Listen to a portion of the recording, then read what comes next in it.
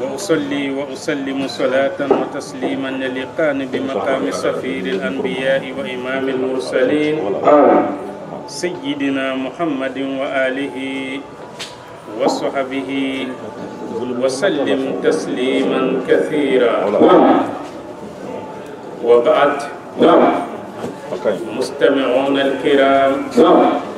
السلام عليكم ورحمة الله وبركاته. الحمد لله رب العالمين. أمر الله تعالى تندو كبركة كوالي من دون أنسكو دمجرلا وكفي أمبال كالفا ومسبينا سولا أتكالفتين وكفي مسلك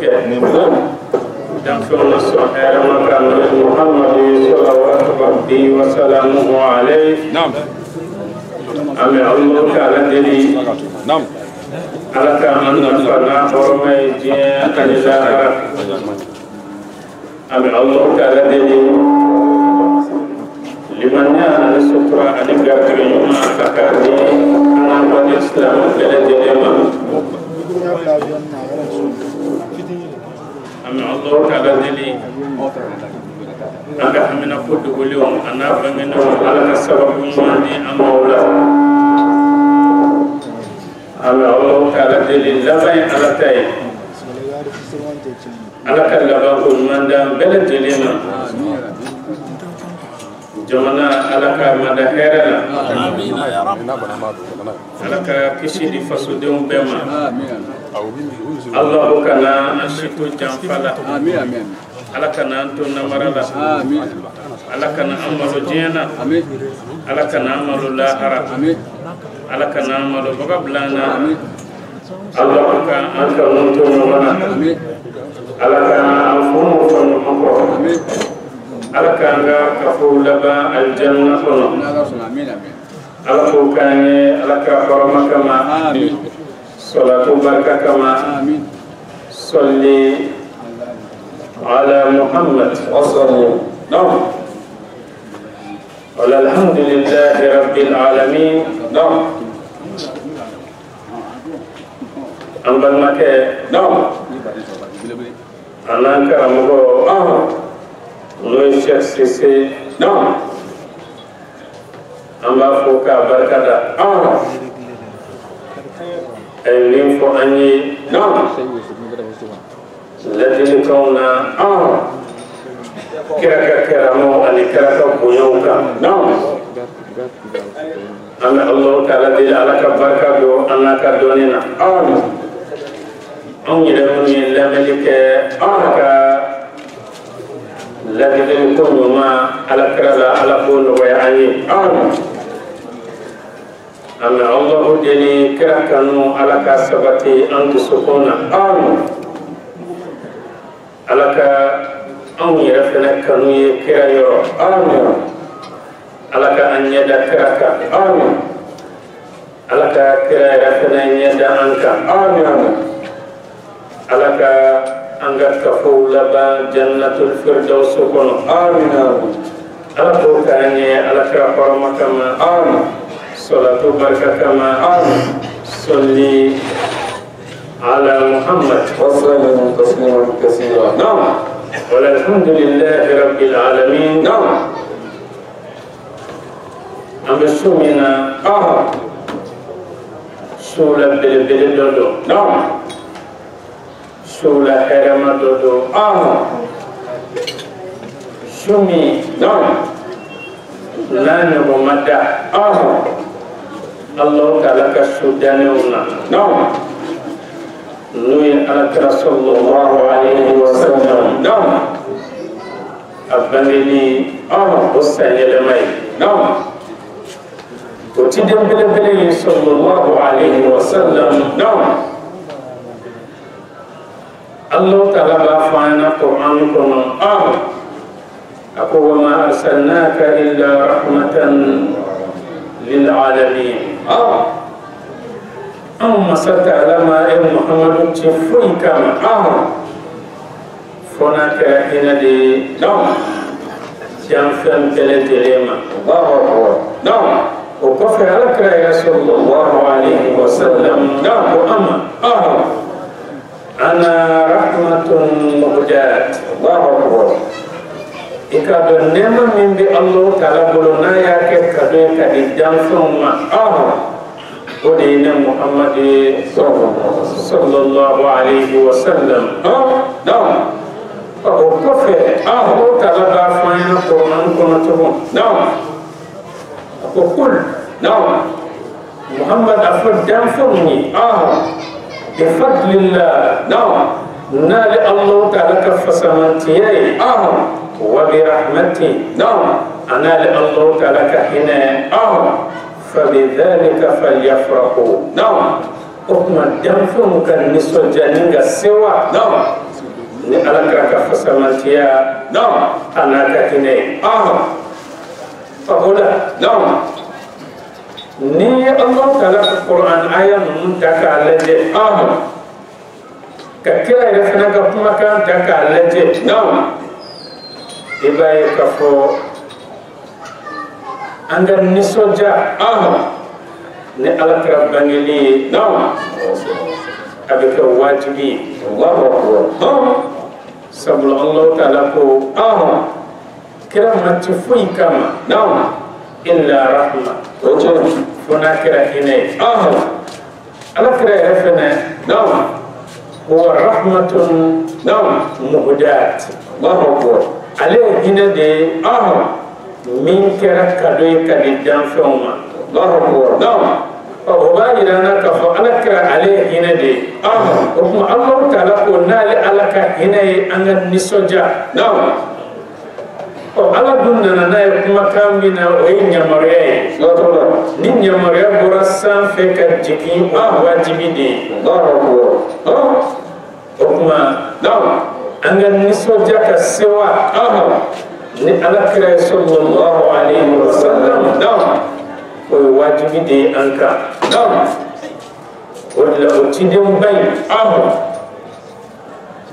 ni ale taka laje naam am be giri dum ba fen nofe o dum ba fen be giri ala kala de nofe o je sallallahu alaihi wasallam naam o de la emaye Allah taala maso abadan naam ala kala kana dondola naam dumi ni aka bunya kun donendo jahiliya kono Allah taala maso abadan ala kira kana kalo dola naam kalo mi na boya kun donendo jahiliya kono naam iko mi jahiliya kono jomine naam o kunye kalo bay o je arajaba naam o kunye kalo bay sungolo naam oye kalo bay hiji kalo naam oye kalo bay nunu ya horoma kalo wi naam ni ala kira kun nana ni dona kelena mau kumba fo naam koni ye ala kira fusara ni danfen bay ke mai abangena ni kalo bele bele kono wa swatola oje kuma no kira ala kira ka bonya be kulo kalo dola okuma Allah taala ye mun de layini kalo mi ni adonente na jatelente okuma ka bonya di o kalo imani ala kira sallallahu alaihi wasallam dum mi ni akun donente abunya lente okuma Allah taala sona kira kana ka be o duma ka bonya di o duma ni ala kira sallallahu alaihi wasallam ودل إما على كرا أفسد با نوي حسان بن ثابت نندي على كرا فسد بكاي علمكو أكاكما كان دولا دوندو أقول وما مدحت محمدا بمقالتي ولكن مدحت مقالتي بمحمد صلى الله عليه وسلم أقول ما بكافو kone Hasan beka alakira mangoto ninga bonya ani korota di alakirama ako ko mawfili lendo alama alakira mangoto abadan naka kumakanyi wa alaka kumakama valeur di alakirama alaka kumakama alakira tanu alaka kumakama korota di alakirama aka kumakama manja di alakirama aka kumakama bonya di alakirama akunga alakira de valeur di alaka kumakama alakira de bonya di alaka kumakama alakira de manja di alaka kumakama alakira de dawla di alaka kumakama am bela jelen be kile ka bosori tanu kay alakira fasada ka jara am fazazi tanu ay alakira fasada ajara nga anga don ka fon numa valeur di alakirama alakira de valeur to ka kumana aw eka alakira to ko bo bosori ka dongli so lata ika dan na folotigi dola o be gafen ta ka fili nyegen kono sisa okuma alakira sallallahu alayhi wa sallam ale de be valeur di film ale de be bonya di film ale de be korota di film nga fente valeur di alema fente bonya di alema fente korota di alema Allahu akbar wadala Muhammad sallallahu alayhi wa sallam أبفو على دماء فخر البشرية جمعاء فرقل ما فين تقول بوصو نتشكل من سببه ودي أنا صلى الله عليه وسلم وصور كلم من بأدم ديالا أبفو وصور كلم لما محمد صلى الله عليه وسلم ودي kabini san bakele ani kemenani philosophie bamu ni on beka giri olu nofe mamu hakli juru chani nendo mamu beka création bawke jamu hakli kadi mun kelendo ka jie sangolo masiri mun ka miri nawye nun bele jelen de mun jo alakira kofe ni mo tege fula courage o serene umma jigine o be alakira kuma nyogonya o be mun fo anta al insanu alladhi nafkharu bi intisabina ilayhi mo be ka gire ka kaum be kodon kaum ye philosophie am ye savant ye nga am yere be waso nanga maka min tabira kata Muhammadu ma sabula amba ye ka fotiena yele ma to la to kuma am yere be waso ni oyi odela Muhammad sallallahu alaihi wasallam anda masak tando masami nale de anfa adama sogante ninga nuhu fena sogante ka bo adama la ninga ibrahima sodungo fena sogante ka bo nuhu na ka imrana sodungo sogante ka bo ibrahima la ninga nuhu fusaya ka tema ko kile don beka ninga soroka larabu fere sokante ka bo imrana sodungola ka quraishu fere sokante ka bo larabu la ka hashim dum fere sokante ka bo quraishu la ninga soroka akanoko anaka tinde anaka nabiyuma ko fere sokante ka bo hashim dumna noy Muhammad sallallahu alaihi wasallam kuma qala alaka sallallahu alaihi wasallam amba fo ale ma subantero na keren ni ale ma hera maula hera madiyi amba fo Allah taala ka soli jaman kenin chebayka solila ikado osoni obe jɛɲɔgɔnya kɛ gale la bada kabini diɲɛ ma da sɔli min bɛ ka kɛ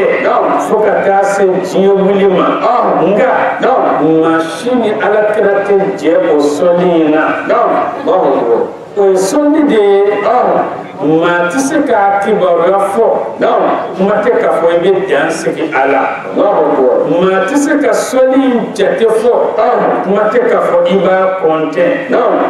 o tuma an bɛ Alahu deli o nɛɛma ye Ala ka jidi kira a n'a so dunkew ye a n'a furuɲɔgɔnw minnu ye limaniyajanw baw ye a n'a ka sahabaw minnu ye kanda dɔlɔmanaw ye ani maa minnu tugulen don ninnu kɔ fo ka taa se alikiyama jɔ don ma Ala ka ne ni aw ye o cɛbaw an'o musobaw la o de la n badenkɛ n badenmuso Alakira sallallahu alayhi wa sallam a bɛ fɔ ale de ma baharun la sahila la ale ye baji de ye baji min dankanda tɛ a la n'i bɛna i nɔ ba la i b'i jɔ a tɛntɛnkun de kan k'i kɛw nka ni danganda tɛ ba min na e yɛrɛ jɔlen bɛ yɔrɔ o yɔrɔ a b'i komi i b'a camancɛ la o tuma n'i y'i kɛw ka taa yɔrɔ o yɔrɔ o baji in kɔnɔ i kɛw yɔrɔ ka ɲi siga t'o la sabula i bɛ baji min camancɛ la n'i y'i kɛw ka taa baji in ɲɛ i ɲɛfɛlan fɛ i bɛ baji kɔnɔ n'i y'i kɛru ka taa kɔfɛ i kɛru yɔrɔ ka ɲi n'i y'i kɛru ka taa kinin fɛ kɛru yɔrɔ ka ɲi n'i y'i kɛru ka taa numan fɛ kɛru yɔrɔ ka ɲi n'a y'i ja i b'i kale yɛrɛ filɛ k'i turu i kun kan a bɛɛ ye baji nka ni danganda b'a la baji bɛ ɲɛfɛ dugukolo bɛ kɔfɛ n'i y'i kɛru ka taa kɔfɛ o man fisa i ma dɛ kuma Alakira ale ye baji de ye danganda tɛ baji min na o la n'a y'i ja i bɛ Alakira ka kisa daminɛ kabini danfɛn foyi ma dan fɔlɔ o y'a sɔrɔ Ala ni Alakira kelen pe de bɛ yen i komi an ka diinɛ cɛbaw b'a yira an na cogo min tuma min Alahu Taala n'a ye laɲini kɛ k'a fɔ ale b'a fɛ a ka dɔn Alahu Taala ye mun kɛ a ka nɔrɔ sanuman dɔ a y'o ta a ko o nɔrɔ in ma kun abdi Muhammadan kɛ ne ka jɔnkɛ ye min ye Muhammad ye kabini o don Alakira ye Alahu Taala tanuni daminɛ san 600 Alakira kelen pe de bɛ yen Ala ka danfɛnw na a bɛ ka Ala bato danfɛn foyi ma da fɔlɔ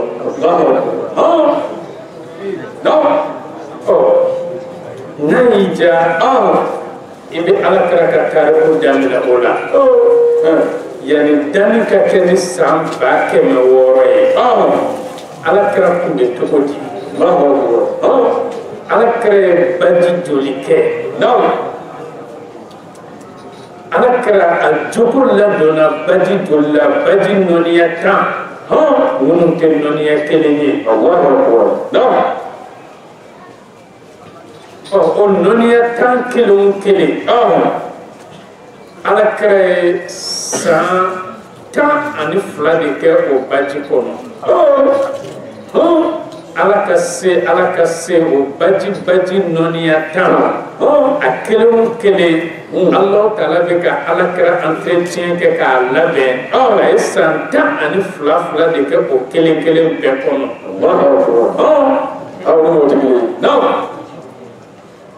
n'o m'i diya i bɛ Alakira ka tariku daminɛ tuma min ani Jibirila n'o masalala Alakira ni Jibirila masalala don dɔ sabula Alakira bɛ bange don min Jibirila nana Alakira kunbɛn u tora masala la Jibirila a y'a yira Alakira la ko ale dɔgɔ ye Alakira ye Alakira ko a ma a ko yala Jibiril est-ce que e b'i yɛrɛ si da dɔn wa Jibirila y'a sigi a ko tiɲɛ yɛrɛ la ale t'a si da dɔn n'ale si ka ca cogo min ale t'a si da dɔn Jibirila ko ale t'a si da dɔn nka ko ale kɔni bɛ se ka min fɔ a si la ale t'a si da dɔn dɛ nka ale bɛ se ka min fɔ Ala y'ale dan don min dolo dɔ de tun bɛ yen dolo in bɛ bɔ san 70,000 san 70,000 siɲɛ kelen ale ye o dolo ɲɛ siɲɛ 70,000 ale t'a si dɔn dɛ a bɛ se ka min fɔ a si la ni y'o de ye yɔrɔ nin ka kɔrɔ dɛ nin bɛ si dɔn bɛ min ɲɛ dɔ jaralakaw bɛ k'a nata k'u ka ni si ɲɔgɔn sɔrɔ nka minnu bɛna Jibirila ye nin fɔ Alakira ko a ma a ko n balimakɛ Jibirila yala o dolo in est-ce que ne bangenen kɔfɛ i y'a ye tugun wa a ko tiɲɛ yɛrɛ la m'a ye tugun a ko o dolo de tun ye ne Muhamadu ye atakbir summa takbir la ilaha illallah Muhammadu Rasulullah sallallahu alaihi wasallam n'i ye o lajɛ yala e bɛ se ka mun de fɔ Alakira ko la e bɛ se ka mun de fɔ o de la n'a y'i diya i bɛ Alakira ka tariku daminɛ o la n'o m'i diya yɛrɛ i bɛ Alakira ka tariku daminɛ an fa Adama dan waati la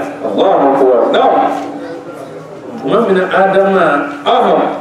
ni Allahu Taala y'a bɔgɔ nɔɔni ka sɔrɔ ni ma fiyɛ a la a bɔgɔ jalanama dalen don ni tɛ a la Alakira ko sallallahu alaihi wasallam ko y'a sɔrɔ ale Muhammadu ye nabi ɲuman ye ale b'a ka nabi ɲumanya kalama o y'a sɔrɔ Adamu ma da n'a y'i diya i bɛ Alakira ka tariku daminɛ o la n'o m'i diya yɛrɛ Alakira ka tariku a daminɛ Sisa la n'o m'i diya a daminɛ Nuhu na n'o m'i diya a daminɛ Ibrahima la n'o m'i diya a daminɛ Musa la n'o m'i diya a daminɛ Isa la n'o m'i diya a daminɛ Alakira mɔkɛ la n'o m'i diya yɛrɛ a daminɛ a fa la Abdullah ɲaamɛ 100 kɛra ka cɛ min kuma bɔ n'o m'i diya a daminɛ a bamuso la Amina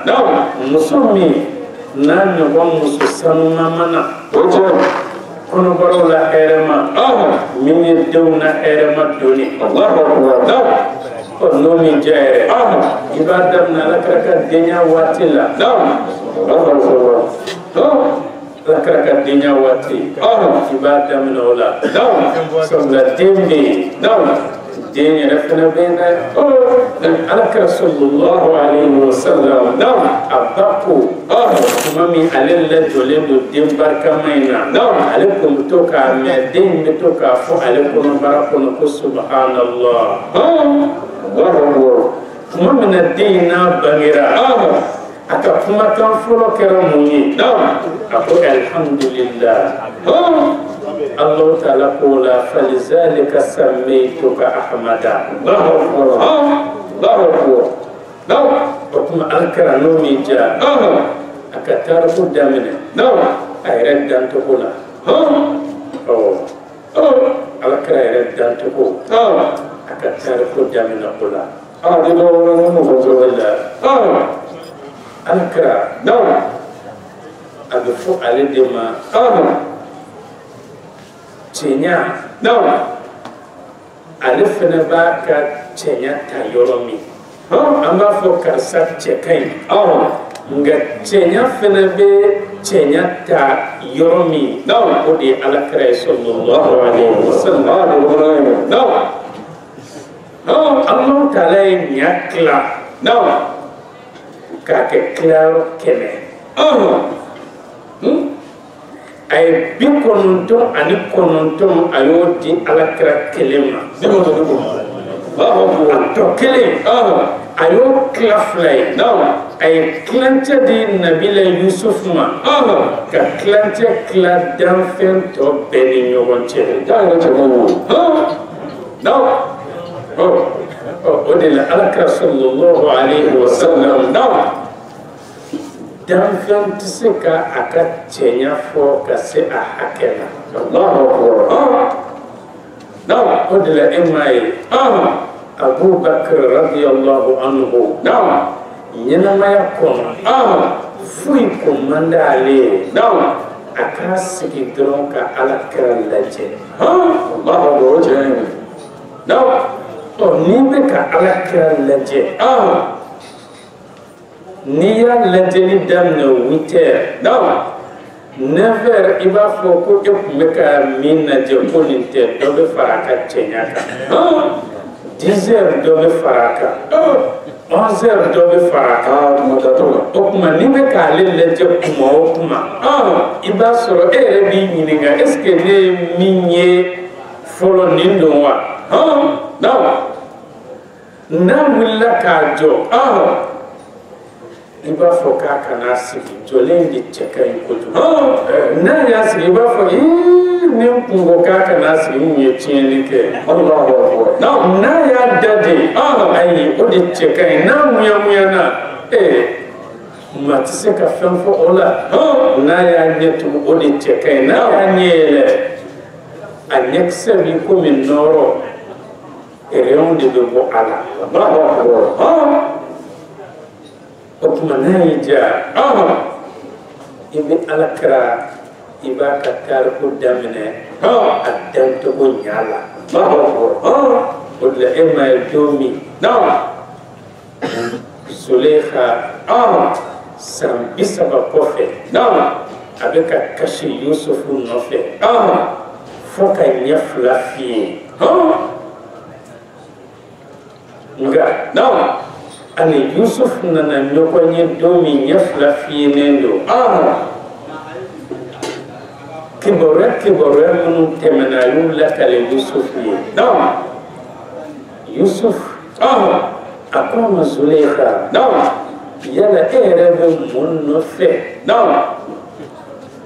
Zulekha kwama ako yala ale fen dumende nini ka kenye ala o kuma nete dora no fe no ete en Yusuf ye chelo fe Yusuf ye mun faye ne ako Zulekha ebe kani bekene no fe na ya so e kleni chekun kle bena minye larabu kenyi zamzami yudo makki yudo harami yudo tihami yudo quraishi yudo hashimi yudo ochen o yenyana chekai katemene Yusufu ka afarkulu noro ya lendo katemene Yusufu ka ateke ka makan dinila katemene Yusufu ka yala ni ekunyo chenye ikumeke tukudi ngayo o yɔrɔ bɛɛ Zulekha ye Alakira kanu ka tɛmɛ Yusufu kan o kɛlen yɔrɔ min Alahu Taala ye a masa kɛrɛnkɛrɛnnen wuli ka na Yusufu ma n'o ye Jibirila ye o tuma Zulekha a ye ne kanu ɲɔgɔn kanu Yusufu a furuli kɛr'i ma wajibi ye takbir summa takbir la ilaha illallah muhammadur rasulullah sallallahu alaihi wasallam o de la Alakira an ma Alakira dɔn de Alakira dɔn sabula ni ye adamaden k'a fɔ ko tawhidu ka Alakira to yen i ma Alakira dɔn Alakira yɛrɛ de ye tawhidu ye Alakira yɛrɛ de ye tawhidu ye sabula ni Alakira kun tɛ anw yɛrɛ kun tɛ ye de anw kun tɔmɔna de o de la e m'a ye n'an bɛ misiri wele a tɛ taa Alakira tɔgɔ kɔ n'an bɛ seli jɔ a tɛ taa Alakira tɔgɔ kɔ nka est ce que Alakira Ala don wa Ala tɛ Ala den tɛ nka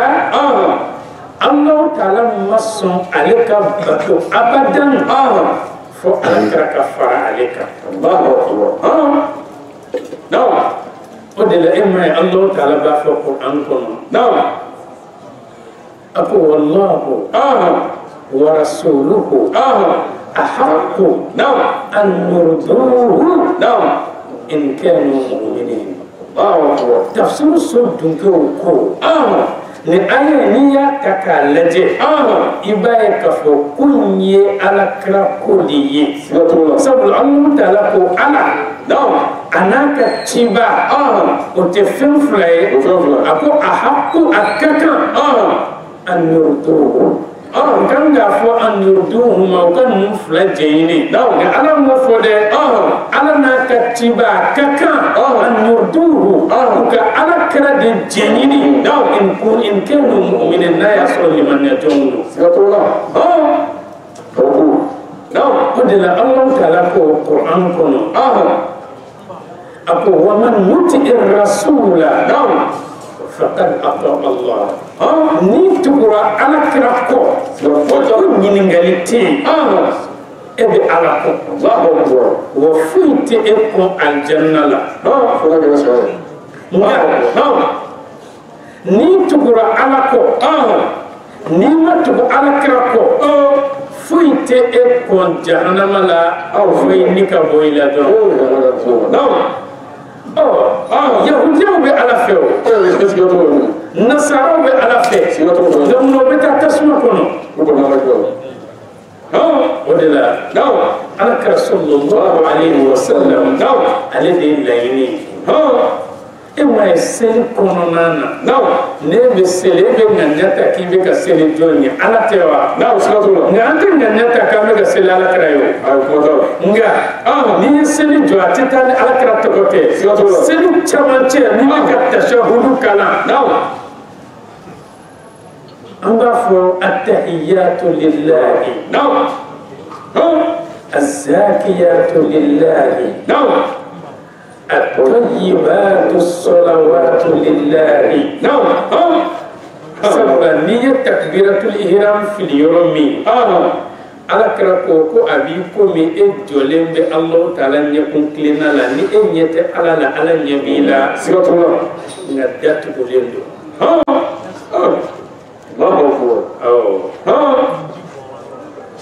n'i donna du kɔnɔ e taara jarakɛ ka du kɔnɔ o ko k'a bɛ so kɔnɔ ko datugulen don e bɛ taa dayɛlɛ k'i kari ka dɔn hali ni da kɔngɔ la ni dukɔnɔmɔgɔw bɛ yen e de bɛ da kɔngɔ wa mɔgɔ kɛrɛnkɛrɛnnen dɔ de bɛ ɲini mun mako bɛ karisa la min ye dutigi ye o tuma du kɔnɔ mɔgɔ kɛrɛnkɛrɛnnen dɔ de bɛ taa dayɛlɛ a buwa karisa ko a mako b'i la o tiɲɛ e m'a ye n'an sera seli cɛmancɛ la an b'a fɔ attahiyatu lillah foliw la sanuma o ye ala ta ye ne taara waritigi fɛ yen yan'a ka bɔ n'i b'a tanu fɔlɔ de kabini musow bɛ di d'i ma i b'a fɔ karisa ala k'a balo an ye ko ye a bɛ tanu fɔlɔ de o tuma n'an donna ala ka du kɛnɛ ma an bɛ ala tanu fɔlɔ foliw la sanuma ala o ye e ta ye seliw la jɛlen o ye e ta ye seliw la suma duma o ye e ta ye nka datugulen don jɔn de bɛna dayɛlɛ ala ka jɔn kɛrɛnkɛrɛnnen secrétaire général datugulen don yɛlɛcogo t'a la n'i ko assalamu alayka ayyuhan nabiyyu o tuma secrétaire b'a fɔ patron mɔgɔ dɔ bɛ da la yan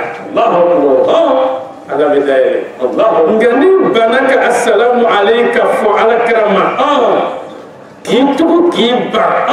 ala ko k'ale mako t'i ka seli la seli tiɲɛnen don nka est ce que seli bɛ ka kɛ ala kɛra ye nka mun na n'i m'a tɔgɔ fɔ ala banna seli la o tuma ala kɛra sallallahu alayhi wa sallam an tɛ seli ale ye nka ni ala ye fɛn min fɛnɛ fara a yɛrɛ kan n'i y'o bɔ ala la e ta ye i yɛrɛ ta ye o tɛ ala ta ye tugun o de la ala kɛra sallallahu alayhi wa sallam ale yɛrɛ de ye laɲini ye sabula Allahu Ta'ala b'a fɔ an ɲɛna walau annahum إذ ظلموا أنفسهم جاءوك فاستغفروا الله واستغفر لهم الرسول لوجدوا الله توابا رحيما أقول دمفروا يركونتم ni ala kota nɔniya caman ye u y'u sen bɔ u kɔnɔ kɔrɔ ka na e ma Madina k'e Muhamadu tɛ ɲɛnamaya la walima u nana e ma Madina ka sɔrɔ e Muhamadu bɛ ɲɛnamaya tɔ kelen dɔ in na a bɛ fɔ ko anw de sara nka ala kɛra masa ala kɛra soba yɛlɛmala de anw de sara nka ala kɛra sallallahu alayhi wa sallam ale a ɲɛnɛma don e ma ye n'i bɛ seli la ni a y'a sɔrɔ ala kɛra salen don an b'a fɔ de assalamu alayhi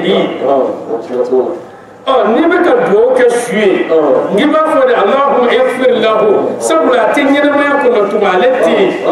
nka ni e bɛ ka salamu bila ala kɛra ka seli kɔnɔ i b'a fɔ cogo di assalamu alayka i komi i ni mɔgɔ min ɲɛ bɛ ɲɔgɔn na ɲɛ ni ɲɛ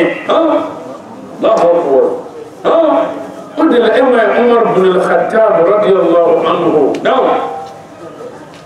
ale taara jɔ don dɔ ala kɛra kaburu kunna a ko assalamu alayka ya rasulallah a ko kisi bɛ e ka ya ala ka ciba a sɔrɔla ka mun fɔ Umar bin al-Khattab ye kuma adressé ala kɛra la direct يا أنا كتشيبا إن كانت معجزة عيسى إحياء الموتى أنا كرا نا ياسر عيسى كبقوكم يأكلش لنا مايا فنحن لا ننسى أنا كرا أنسى أبو منينا يوم أهدت إليك امرأة دومي muso ye kado ta ka di e ma ni saka kaman dɔ ye min empoisonnelen don nka Umar bin Khattab jɔlen bɛ alakira kunna a bɛ ka kuma alakira kaburu fɛ o b'a yira k'a fɔ jaka alakira tulo bɛ kuma na odela Allah ta'ala ko nunna na Muhammadu ma kito nyina mala Madina walma ifatulendo fastaghfirullah wujo ekabru kuna unimisale ka ala kotawla kay yafa nyine ala fe okuma kasroka adresse ala kirala kika yafa nyine Allah ta'ala fe uye wastaghfara lahum rasul Muhammadu fana sona ka fo ala yafa karsama mimbe ka yafa deli ife la wajadallahu tawwabar rahima ala bi yafa ka tubi ka pu yafa ka tunubu bema ni kana kira kunanna bamanango ko ni pana kasoro kotigi zama pa ito pango fulake okuma alakira sallallahu alayhi wa sallam ale de naini emaye Abubakar ay sahaba beta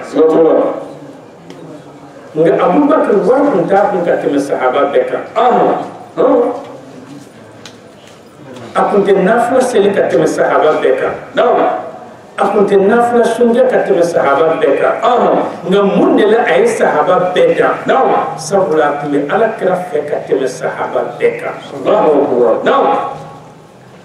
okuma kunye ala kira kanuni kunye ala kira kodi odela kodono ko ni komo bila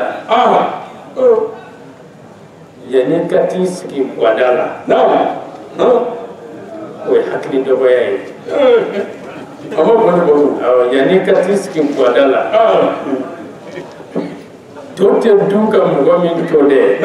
taisi ko kerefe nebe wadala modola to bebe boka daka be dunga baite kile so ate dunga min tode ni taris o kerefe tote bayma abada kuma ni be ala kerefe ka ba e garantira Allahu akbar toro eno tinno wonye tumo otinin bilibili sallallahu alayhi wa sallam anga fo ale bajide dangan date bajimina okuma am nyere jonye kamde nan jo ala kara bilibili ka bonda dala kambe kuma aka odila anga fo nem misaliya ani alakara ka kisaw misaliya o bi ko burusu kono larabu dole mi atununa kuma ko fantam bantam kono abika girin kata kinin fe ati siraye abika girin kata numan fe ati siraye abika buli asekena fo ka fiye seken minomo bala komo bala ka to ulla halala kamana gwane dibila kalo kletan na nishu musna ka boti asna ka ka sota siraye atolin niso jale akaba koyale kalo ko jara aye kalo be akasan kabala na ka noro ako kalo manere ta do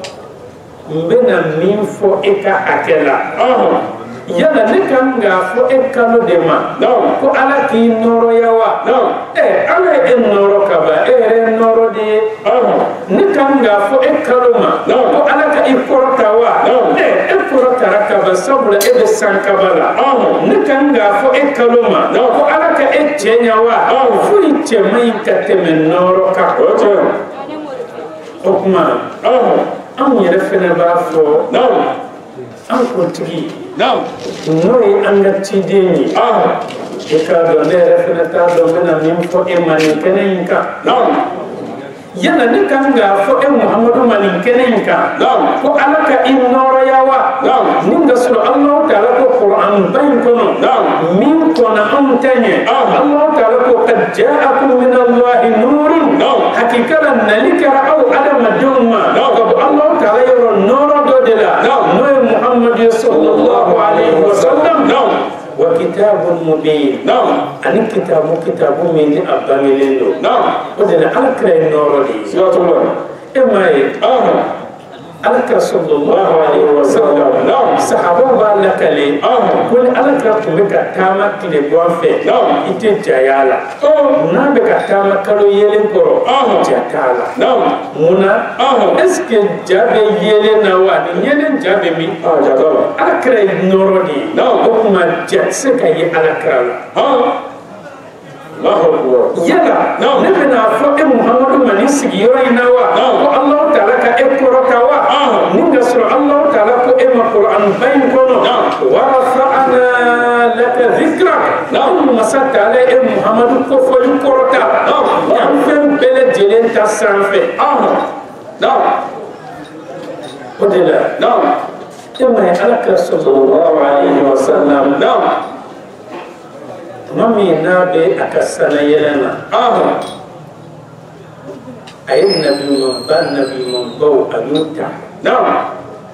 bonya min kɛra Ibrahima ye bonya min kɛra Musa ye bonya min kɛra Isa ye bonya min kɛra Idrisa ye Alakira tora a bɛ nin bonyaw fɔ Alahu taala ko Muhamadu ma tiɲɛ don Ibrahima ni Alahu taala teri don nka e Muhamadu min filɛ e ye ne kanu ɲɔgɔn de ye o tuma kanu ɲɔgɔn de ka girin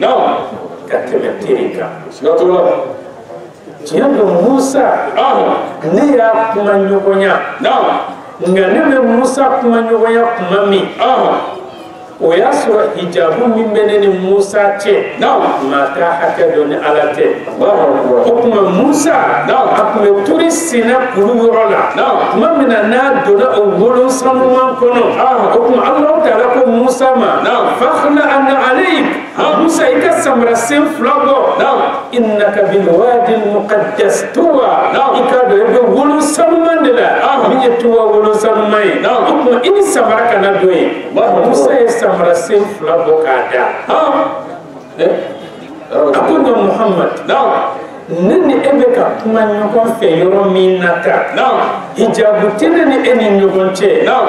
danfɛn ma deli ka se yan ka kɔ e ɲɛ wa e Muhamadu kɔfɛ fɛnɛ danfɛn tɛ se yan tugun wa e Muhamadu tuma min na i n'i ka samara nana i yɛlɛnna ni Alahu taala ka hadira tapi kan n'o ye ɲɛnafin bɔ tapi ye o tuma ni Alahu taala ye yamaruya di tusal bisa Muhamad tapi cɔngɔ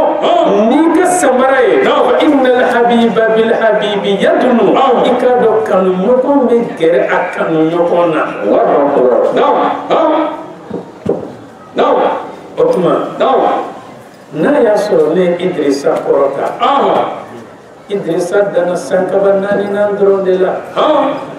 nka e Muhamadu yɛlɛnna ka taa se yɔrɔ la danfɛn ma deli ka se yɔrɔ min o de la e ma ye tuma min Alakira ni Jibrila bɛ ɲɔgɔn fɛ Alakira sallallahu alaihi wasallam u tora taama na a y'a ɲɛdɔn in lajɛ yɔrɔ min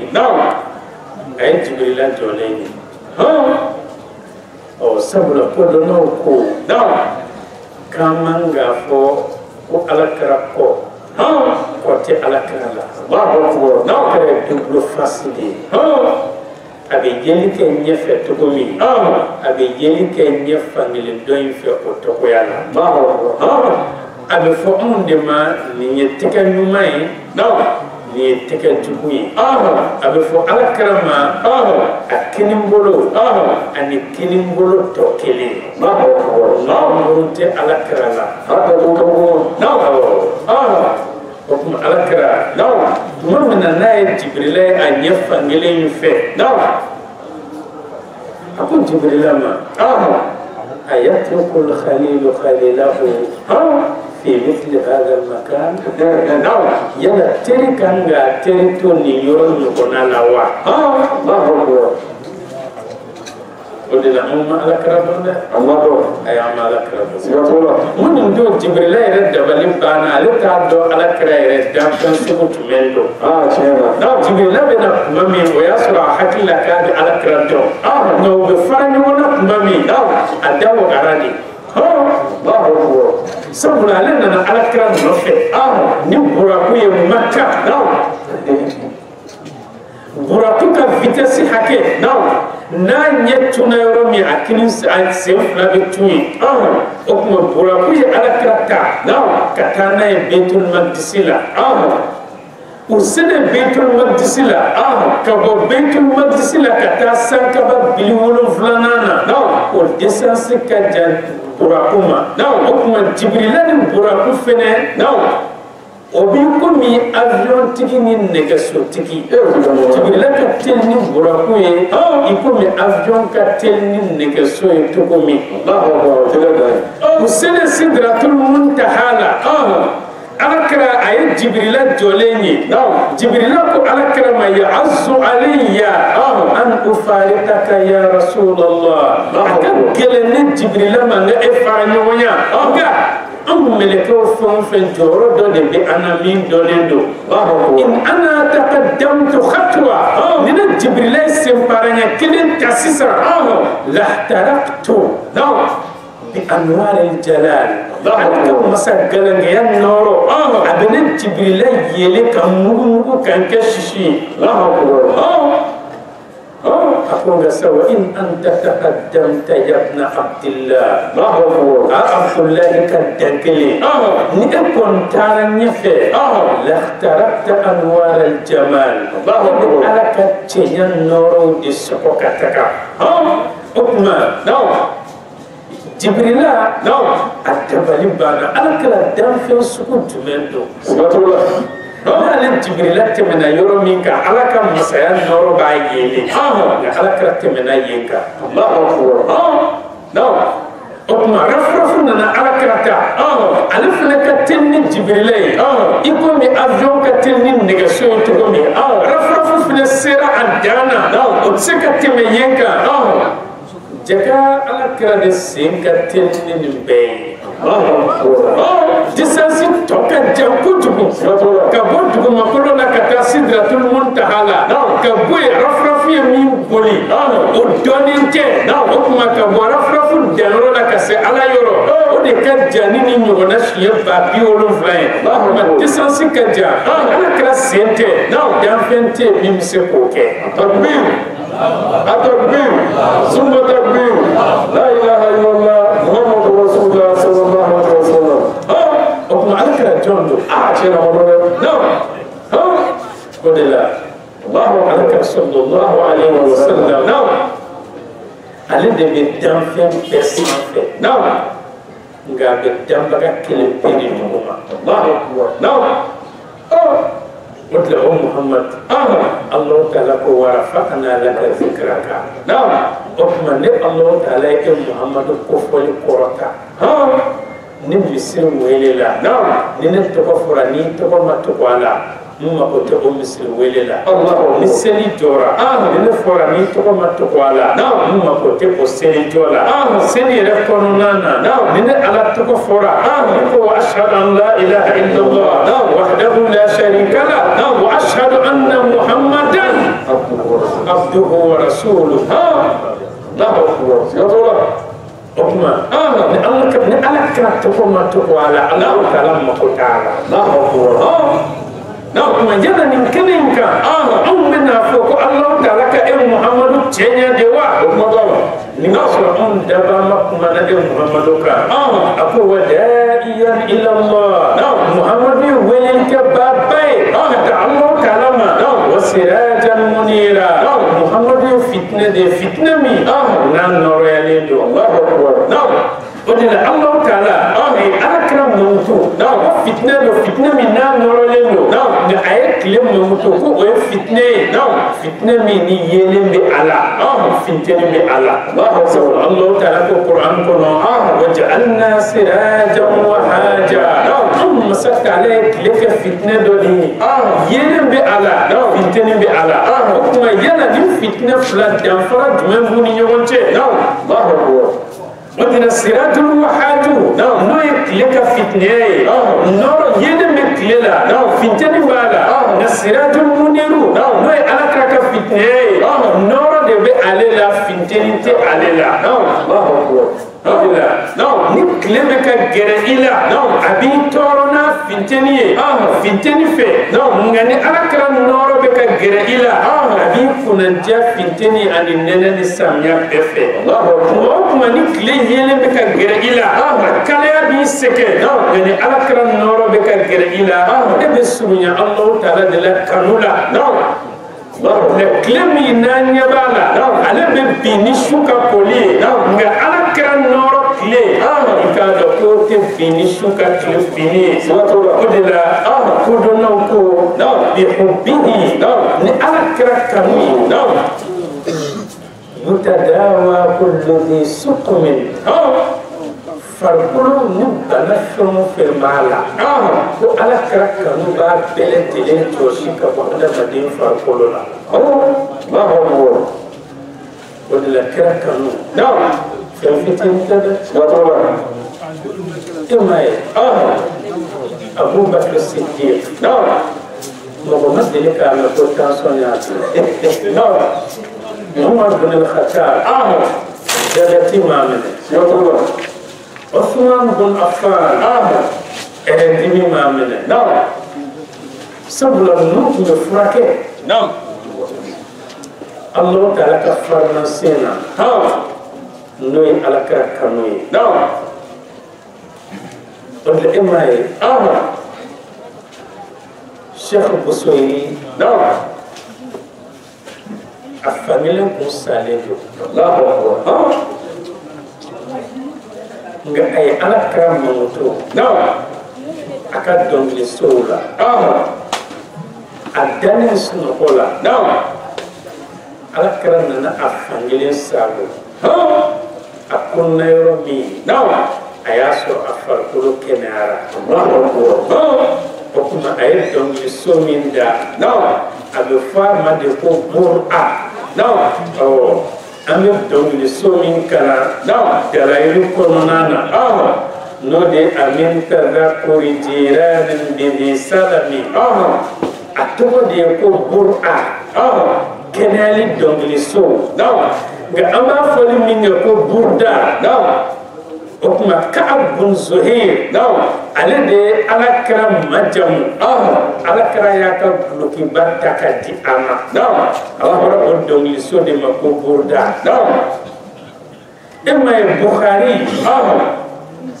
an bɛ ale min nɔfɛ bi ale de ka hadisa ko o ka kɛnɛ ka tɛmɛ kitabu bɛɛ kan Alahu Taala ka kuranɛ kɔfɛ nka o ye Kusayinamaw ka kuma ye Bukhari a ka kitabu ka kɛnɛ ni kitabu bɛɛ ye kuranɛ kɔfɛ o ye Kusayinamaw ka kuma ye nka ka kɔn Bukhari ɲɛ Alimami Maliki ale ka gafa o de ka kɛnɛ ka tɛmɛ gafa bɛɛ kan kuranɛ kɔfɛ wa hadisa kitabu fɔlɔ min sɛbɛnna alakira fatulen kɔfɛ k'a kɛ kitabu ye o ye Alimami Maliki ka Muwatta de ye dɔnnikɛla bɛɛ ko hali n'a y'a sɔrɔ kitabu dɔ sɛbɛnna ka ko Alimami Maliki ta ɲɛ ko olu t'o dɔn a bɛ se ka kɛ dɔ sɛbɛnna ka ko an ɲɛ nka k'o ma dɔn o de la Alimami Malik ale ka walan a ka kalanbulon a sigira k'a si to san 17 a san 17 o y'a sɔrɔ a karamɔgɔ tɛ yen n'a taara k'a bɛ taa walan minɛ e bolo karamɔgɔ yɛrɛ laban bɛ kɛ kalanden ye Allahu akbar mamane o kuma almami bi wolonfila de seriyara ko a karamɔgɔ tɛ yen tugun k'a k'a ka kalanbulon sigi Allahu akbar a ye kalanbulon sigi Alakira ka misiri kɔnɔ a san 17 k'a ta kalanbulon sigi joona alimami Maliki b'a lakale cogo min fo ka taa se a fatuli ma a san 87 sumakɛ ani Alakira ma ɲɔgɔn ye su min san 60 sumakɛ ani Alakira ma ɲɔgɔn ye su min o de la dɔnnibaa bɛɛ bɛnn'a kan ko Alakira ka kumakan dɔ bɛ yen ko ye alimami Maliki de ye Alakira ko yakadu nasu yadribuna akbada al-ilmi fala yajiduna aliman illa aliman Madina ko maaw bɛ surunya u bɛ ɲaamɛw girin fo ka ɲaamɛw biɲɛ sɛgɛn u bɛ ka dɔnnikɛla ɲini u tɛ dɔnnikɛla sɔrɔ dugumakolo fan si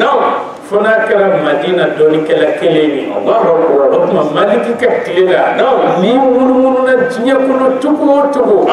n'i ma se alimami Maliki ka kalanbulon kɔnɔ i ma se kalanbulon kɔnɔ fɔlɔ o tuma Bukhari yɛrɛ ko hadisa min ka kɛnɛ ka tɛmɛ hadisa bɛɛ kan ni dɔnnikɛla fila tɛ se ka sɔsɔli kɛ o la o de ye ni alimami Maliki ye hadisa min lakale ka bɔ a karamɔgɔ la n'o ye Nafi'i ye o fana y'a minɛ ka bɔ a karamɔgɔ a n'a matigi la n'o ye Abdullahi ibn Umar n'o ye Umar ibn Khattab denkɛ ye o fana y'a minɛ Alakira la ni hadisa de ka kɛnɛ ka tɛmɛ hadisa bɛɛ kan Bukhari yɛrɛ seriyara n'o ye alimami Maliki ni Alakira cɛ a man jan sabula alimami Maliki bangera hijira san 97 Bukhari ninnu nana fɔ hijira san 200 ni kɔ o cɛ ka jan kojugu o de la Shafi'i kun bɛ to k'a fɔ ko alimami Maliki ye ale ka daluya de ye Alahu Taala ɲɛkɔrɔ alikiyama jɔ don nka mun de ye alimami Maliki fana bila alimami tɔw ɲɛ u bɛɛ bɛ Alakira kanu dɛ nka tɛgɛ fa bɛ alimami Maliki ta kan alimami Maliki seli tɛ dɛ n'a bɛ ka Alakira ka hadisa kalan n'a bɛ na hadisa kalan a bɛ taa ko ka n'a ka finiw la ɲuman don ka parfɛn fiyɛ a la ka sɔrɔ ka n'a sigi Alakira ka hadisa kalanni na a tora hadisa kalanni na gɔsɔ ye alimami Maliki kin a bɛ ka wɔsi fo ka farikolo couleur yɛlɛma kinda 16 kalandenw bɛ k'a fɔ Maliki kumakan jɔ ten an ka gɔsɔ in ka ko ɲɛɲini a man jɔ fo a tilalen kuma min a ko ni ale ye Alakira ka kumakan tigɛ gɔsɔn ka kelen kama ale bɛ taa mun fɔ Ala ye Ala ne ka kuma ma an ka dirakɛ e den cogolen ni gɔsɔn y'i kin salamu tɛ bila o seli bɛ tigɛ kɔfɛ seli kura bɛ jɔ nka nin tɛ ye seli tɛ dɛ a bɛ ka Alakira ka hadisa de kalan i b'a dɔn o la k'a fɔ tiɲɛ yɛrɛ la cɛw man kan cɛw man kan dɛ cɛw man kan o ciden belebele sallallahu alaihi wa sallam kodɔnnaw ko ko bihubbihi ni Alakira kanu ye mutadawa kullu dhi suqmin bana fɛn o fɛn bɛ farikolo la a b'a bɛɛ lajɛlen jɔsi ka bɔ yen fa ni'ma tabibu Alakira de ye dɔgɔtɔrɔ yɛrɛ yɛrɛ ye o Alakira de ye dɔgɔtɔrɔ ye dɔgɔtɔrɔ tɛ yen ka tɛmɛ Alakira kan sallallahu alaihi wa sallam e ma ye Qatada kɛlɛkɛnɛ kan kalabiya donna a ɲɛ la ka nyekse mboka da tamandaka anana dama kashi alakira la alakira nyekse mine ya do a place la atura abatireke nyekse nana place ta kila ka nyedda jakati makorolenka ay san ke nasro ka surabe gari do misel wala abe fonne makoto kotoro إما علي بن أبي طالب كي مركللا أن يكون بارتمي كلا كلفلو دينا صحابة بدوما كلفلنا دينا صحابة بورما كلسبنا كي مرد دم سكايله أنا كركو منا كلن يمبادي تدوما بي obe ala fe abe ala kra fe ala bo chain fe ala kra bo chain fe kay bara be dayle o tigi bolo Allahu akbar to jera Umar bin Khattab ko kale ma delika nyum bayan nata na bora ni do kelena ala kra jo Ali ibn Abi Talib bemi sahaba ko Ali ne ba dimi ala kra ya wele kana ala kra addajitu Ali ne na yoromi ala kra ko min nyadimi ma delika amene Allahu akbar أنا كنا دين دكتوري الله أكبر تقول تقول لا كنا دين دكتوري يسوع دنتي فرايدا كم جت نعم دنتي فرايد دنتي نوم كل سيفورا نعم إما نعم نيسكنايكو ساندامدو أتسامبيدامدو إرفو نعم iba soro ni aw kun tara morikɛ fɛ yen n'a ye dugawu kɛ a b'a daji de toto aw tɛgɛ kɔnɔ siga t'o la kuma dɔ la f'i bɛ taa ji k'a la k'a mun i farikolo la o ye tiɲɛ ye n'a y'a daji to ji la ka d'i ma n'i y'o min foyi tɛ bɔ i kɔnɔ tugun o ye tiɲɛ ye olu de ye kadiri aw ye an bɛ don min na bi sabula o don y'a sɔrɔ dajiw ka sanu sobiyew mana kalon tigɛ ka dɔgɔ nka ni daji min ni o bɛ kalon tigɛ o bɛ namara kɛ daji min n'a datigi bolo bɛ sobiye ta i kana sɔrɔ dati ka se den ma dɛ kɔni tɛ hali n'a tɔgɔ bɔra defu la a bɛ fɔ ko ordinateur filɛ o b'a bɔ a la a bɛ bɔ a la non ala kɛra de ye dɔgɔtɔrɔw ka dɔgɔtɔrɔ ye وتقولون طلع الشمس على من أحب بليل إكادو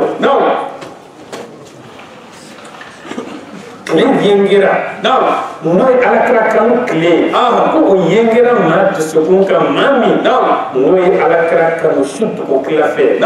فما تلاها غروبو إكادو كو كلي بنت كو كلي سو منا سبل إن الشمس النهار كلي فكلي وببي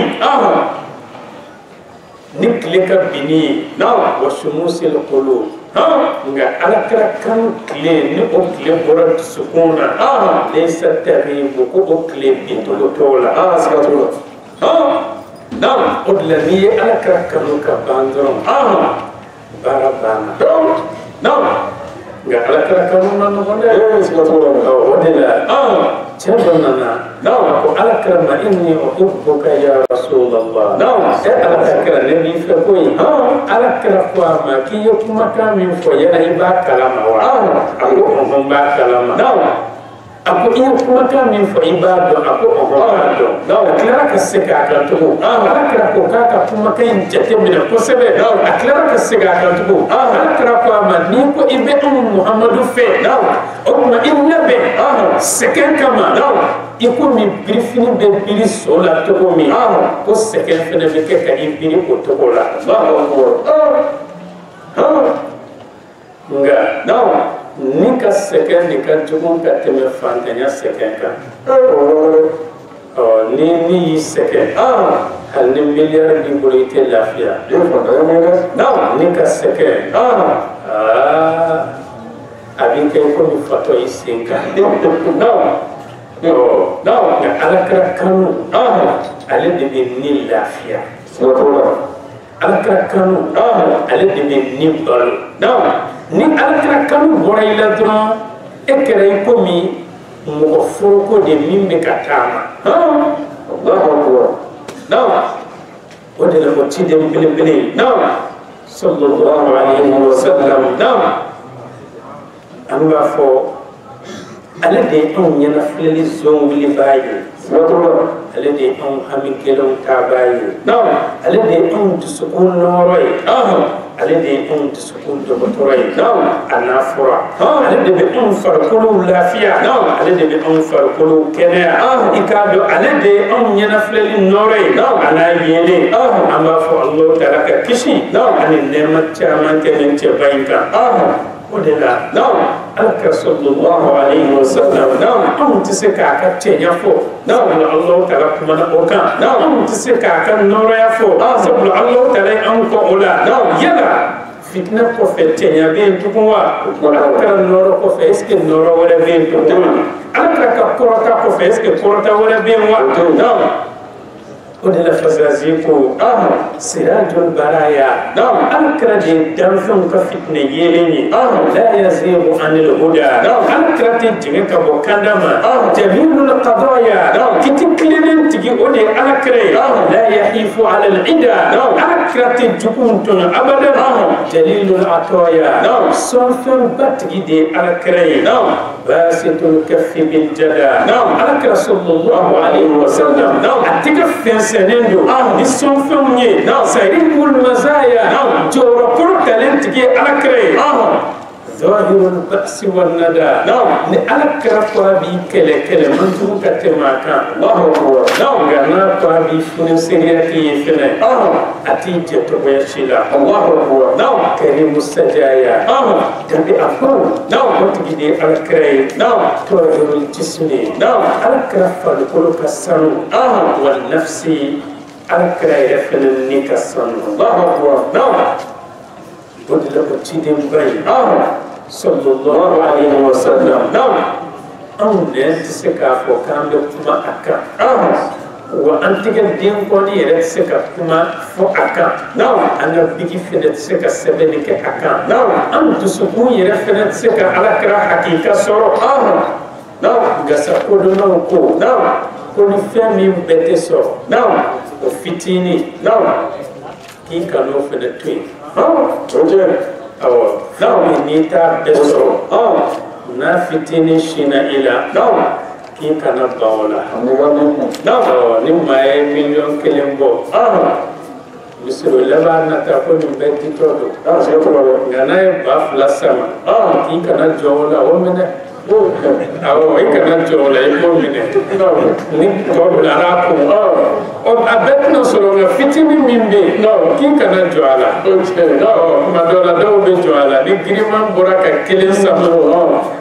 olu tɛ don ɲɛnɛma kɛ u b'a minɛ ten dɔrɔn o tuma ala kɛra fana b'o cogo de la ala kɛra bɛɛ tɛ se ka sɔrɔ nka fitinin min ni an y'o sɔrɔ k'an ka n'o fana to yen sabula ciden min don ale a tɛ dɔn cogo si la nka a bɛ komi an ka waati a b'a fɛ ka kɔrɔ o ciden belebele sallallahu alaihi wa sallam Alahu taala b'a fɔ an ɲɛna Kuran kɔnɔ wa in akhadha Allahu mithaqa an-nabiyyin a ko Muhammad hakili jigin kɛ dɛ tuma min Alahu taala ye layidu minɛ cidenw bolo ne de ye gafa di aw ma ka aw kɛ cidenw ye ka sariya di aw ma ni aw tora a ka cidenya la thumma ja'akum rasulun o kɔfɛ ciden dɔ de nana aw ma musaddiqun lima ma'akum o ciden bɛ tiɲɛtigɛli kɛ gafa la gafa min bɛ aw bolo o ye ciden jumɛn ye Muhammad sallallahu alaihi wa sallam o kuma Allah ta'ala ko ale de cidenw ci ka Adama la kana bila Isa la o kuma n'u nana k'u to ka cidenya ka ani fila la jama b'u nɔfɛ ni ciden dɔ nana olu ma la tu'minunna bi yala aw bɛ sɔn k'aw ka gafa kuru ka bila aw kun ka o ciden ka gafa minɛ ka yaala nɔfɛ ka limaniya ni a ye wa wala tansurunna ni ka tila ka o ciden dɛmɛ قال الله تعالى كتدم أي تدم بيننا أقررتم وأخذتم على ذلكم إسري يلا أو سبترانك نمن الله تعالى كالليل منك نبي ما بكو تدم بكو أقررنا على سبترا أنا كرنا ندرا مانا ولا بلا كألا كرك غفتا ما بكم على كرد تدم كتدني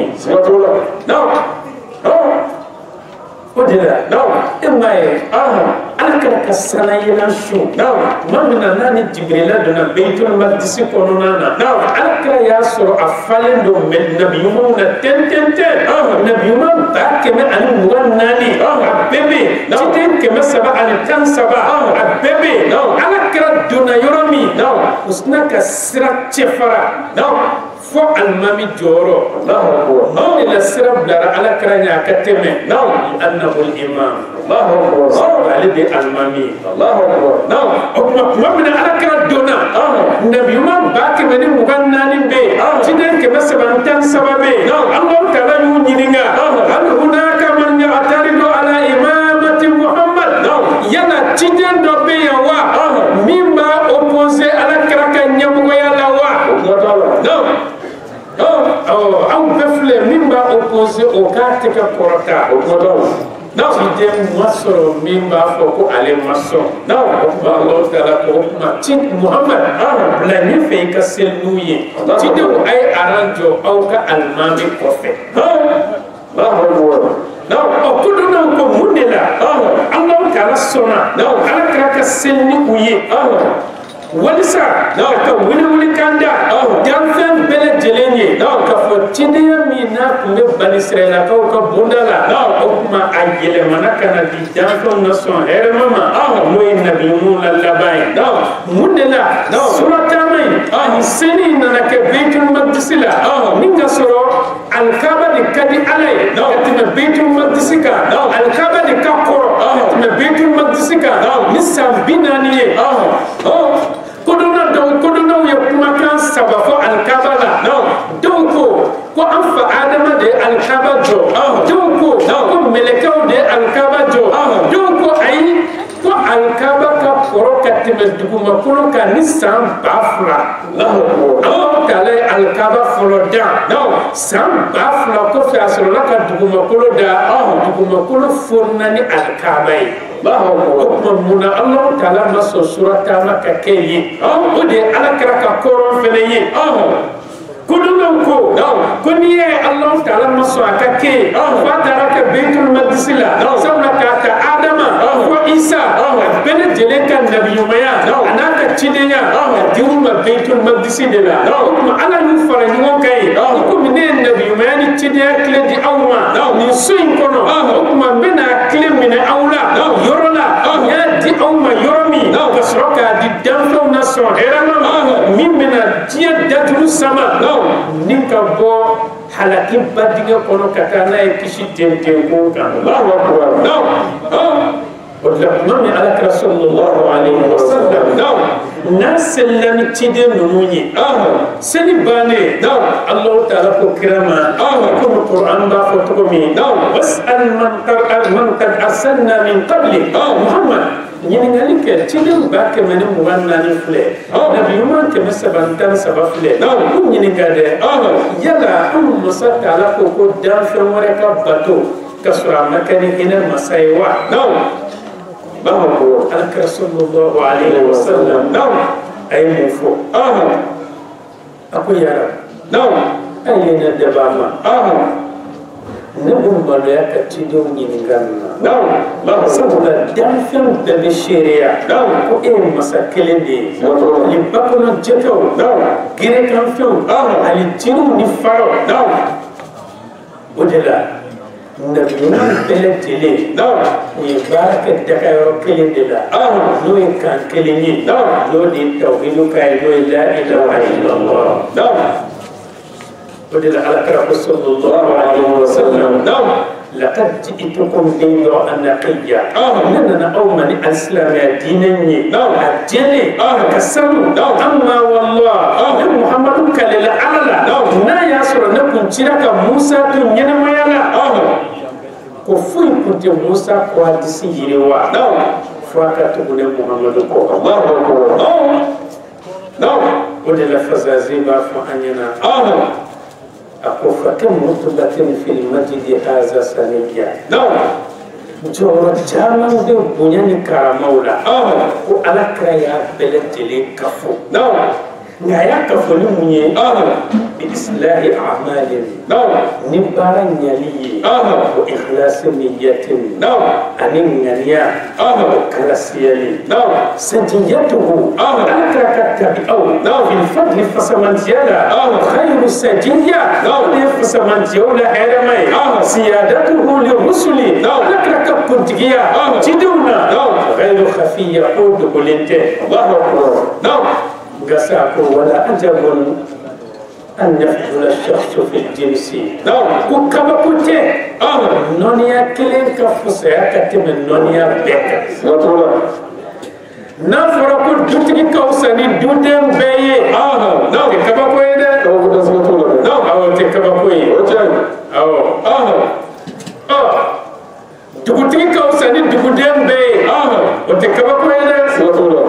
mun de la ala kira kaw sani danfɛn bɛɛ o bɛ kɛ kabako ye fasasi sɔrɔla k'a fɔ wa illa ale y'a fɔ cogo min n'a ma kɛ o cogo ye fo anw bɛ ka min fɔ ko an bɛɛ ye kelen ye ko n'a kɛra o cogoya ye faman turja shafa'atuhu gada alqiyama jɔ don jɔn de bɛna jɔn surunalen don ali diɲɛ in kɔnɔ yan maaw man kan dɛ diɲɛ kɔnɔ yan maaw man kan dɛ ni convocation nana sisan ko LB welelen don tribunal la sini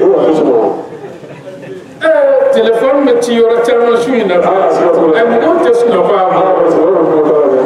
mɔgɔ o mɔgɔ ni jɔyɔrɔ b'o la tribunal la a bɛ wele mais ni olu n'ale ye kelen ye est ce que c'est l'appel a k'u wele wa o tuma ni alakira mun fisa ni bɛɛ ye alikiyama jɔ don jɔn de bɛna jɔn surunalen don وقد خاف كل ودون باسر بسرانينو ما أداه من الردى هنا برا على كلام بلا وباسر بسرانينو على كينيا كاتا آدم فعيسى أبلا جلسرانينو بلكم بسرانينو الله تعالى بكم قولوا من القيامة جوكنك ودي المنتقم الجبار حكم ملكو سرانينو جبريل سرانينو ميكائيل سرانينو إسرافيل سرانينو عزرائيل سرانينو دنياني مين غولولا فاترو النغونينا وسرانكو جبو شجرا الله أكبر تكبير التكبير ثم تكبير لا إله إلا الله محمد رسول الله صلى الله عليه وسلم نعم بديك وانكان أين يوم يجعل الولدان شيبا دون جولي بتمبلني شيجي ama dunubu kɛ a ma min a ma bɔn a siran kojugu a si jɛra maa min delila ka jɛnɛya kɛ siɲɛ kelen o si bɛ kɛ cogo di maa min ye dɔlɔ min siɲɛ kelen o si bɛ kɛ cogo di lahara don ma nɔgɔn dɛ siga foyi t'a la o tuma ko o don alakira de bɛ wuli n'a ka surunalidonba ye ka makamul mahamudu k'o layidu ɲini Alahu Taala bolo o de la fɔra sabukun alakira de ye danfɛn bɛɛ dan bila ayinin ka sɔrɔ a ma sɛgɛn cɛ tɛ cɛw dan ka sɔrɔ e wɔsi ji ma bɔ dɛ alakira ye bɛɛ dan a ma dɔn yɛrɛ ka fɔ a ye ko kɛ karibun alakira de kasu adaba mala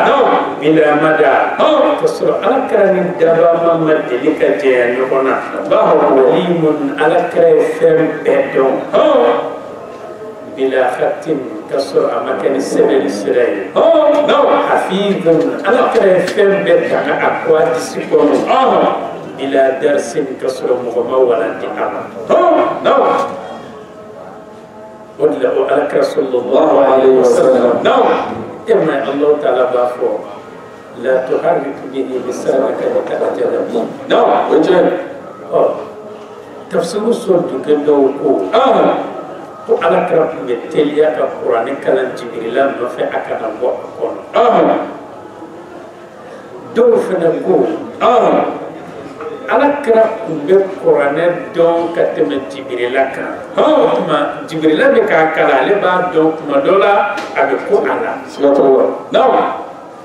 wala Qur'an ka ba ko ni ka mo naw ma Sheikh Busiri ko naw law nasabat qadruhu ayatuhu wa izma naw ahyasmuhu hina yud'a darisa bimani naw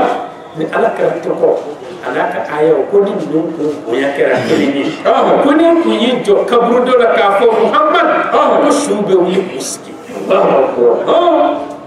ska ko Qur'an ka ba ko yi sigatola ala kare ka ba ko yi sigatola no ni Qur'an tigina ki to la alamina no ala kare ko tin yo khuz min al-Qur'an no ma shi'ta lima shi'ta ni fam ni ja Qur'an ko no Oda kungo kama kungo min kadiye. Sigatula. Allahu akbar. No. Odila. Ni mapotiki min nana domi. No. Alakra yoro. No benani Qur'an aya min jiginiye. No. Alakra ba ko ki ko aya ila bara in mapokinya. Sigatula. Odila dundo chado nana. No. Aku alkrama ko alif balma ke mono baadi o benani suratul nahl jigini daw alkrako isqi asalan ta didi ibal makama akono be no boya daw jatara ay dida bal makama daw akla ka sidin kana aku alkrama ko kona dini mabande no alkrama isqihi asalan ta dida matuko no ni sugoro mafeni kona dimi yere sugoro mo tukuya jetara dida matuko sabula alkratu soso no jesse gnakana shiya sabanana no aku alkrama banna ke kono man noya no alkrama ko sadaqallah ana yifu wa kadaba batnu akhika bal makkono de kalontige isqi asalan ta didama atara didama yorumna kono dimi bala no ibn madine o muhammadi no sallallahu alaihi wasallam no agoto goda onno gonina tedo fenana na alakra nan nyame tununa no okma nyama ika boke nyame kaye alakra ko chema ta dintu no alakra nyame nyini ni dintu me fangelewa na ko ta dintu no ako ga nyame ne tununa alakra ko ta dintu no a chetara dintu no ninde be nyame ye dintu na yoro mina dro chekoro karila no na ko be bolika de yoro me abasoro mo be na ko be bolika de yoro me abasoro mo be koro karilendo ma sokolo ndo ya karika do asna kata ka nyame dole so no Allah na ko ko boli na ma dintu nyame be ya okuma Allah ta de dilala ka sababu nyuma di amma ala dele ala ka wasali porota de amma wati akorona karamo kacha am Allah taala dele ala ka anka moto de wona am banu chamay hamu yini non o ankara mo bena la dele kam fo ala kraka non am Allah taala dele kira bunya kama ala ka la dele kam no ala ka anna falambo ala am balma kefna silaya dam ani ni an dɔgɔkɛ n'o ye LB an b'a fɔ a fɛnɛ bisimila ala ka an n'a sara yɛrɛ la ale de bɛ to ka a lakale an ye kodɔnnaw ka kuma la i komi olu de bɛ to ka musow dɛsi nka o tɛ alakira ka sunna ye dɔ tɛmɛtɔ a bɛ ka muso dɛsi o ko a ma karisa muso tɛ bugɔ ni bere ye dɛ a y'a jɔ ko o kuma ko muso bɛ bugɔ ni mun ye ko muso bɛ bugɔ ni muso de ye a ko k'o bɛ kɛ cogo di k'i bɛ dɔ fara a kan muso ye bere minɛ k'a d'a cɛ ma ko nin lagalagatɔ in to yen dɛ i ka tɛmɛ n'i ka bugɔli ye o kuma Alahu Taala deli ala ka n'an kɛ lagalagatɔw ye ala ka n'an kɛ muso dɛsilaw ye ala ka laɲiniw sabati